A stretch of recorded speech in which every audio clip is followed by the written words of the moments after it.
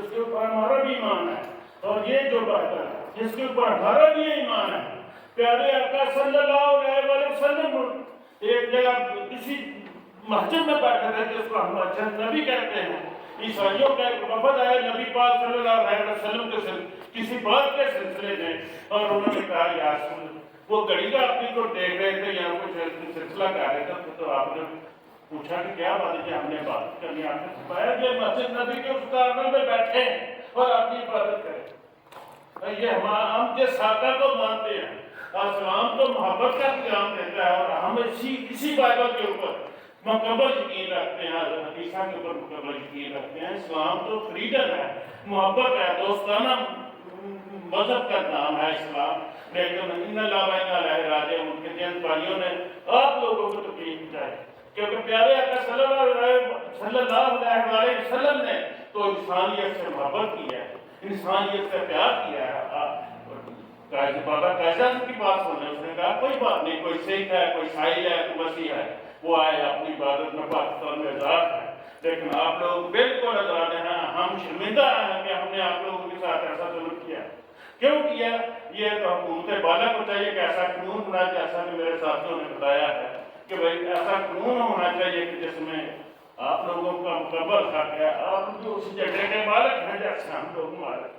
لیکن افسوس کہ ہم نے ہماری وجہ سے آپ لوگوں کے دل دکھے، آپ لوگوں کے دل دکھے، لیکن ہم اس کا ازالہ تو نہیں کر سکتے، لیکن ہم آپ سے ہاتھ جوڑ کے مانتے ہیں کہ پاکستان آپ کا ہے، اور پاکستان آپ کا ہے، آپ اپنے مذہب میں قائم رہیں، کوئی بات نہیں۔ لیکن آج سے میں اس گاؤں کا ہوں، اس گاؤں میں یہ کہتے تھا، اس میں آپ کی ایک کتاب ہے روحانی گیت، اس میں ایک گیت ہے، ایک اس کا ایک مصرع مجھے یاد ہے، وہ مصرع یہ تھا، مضبوط میرا دل ہے میں شوق دے نال گانا، مضبوط میرا دل ہے میں شوق دے نال گانا، تعریف آپ نے رب دی حمد میں سنانا۔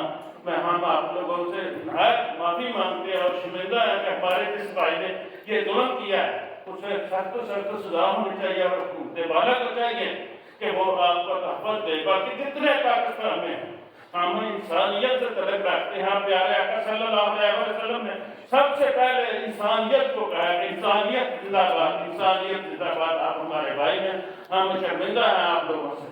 ہم نے یہ جو خدا کا گھر گرایا ہمارے لوگوں نے، یہ خدا کا گھر تو چلو ہم لوگ چندہ اکٹھا کر کے بنا لیں گے، لیکن تکلیف اس بات کی ہے وہ جن بھائیوں کے ذاتی گھر وہ کس نے بنا کے دینے ہیں، وہ تکلیف میں معاملہ ہے، وہ تکلیف میں معاملہ ہے کہ خدا کا گھر تو خدا بنا دے گا، ہمارا ایمان ہے، لیکن اللہ تعالیٰ ان بھائیوں کو تکلیف دے تو اپنا گھر خود تعمیر کرے۔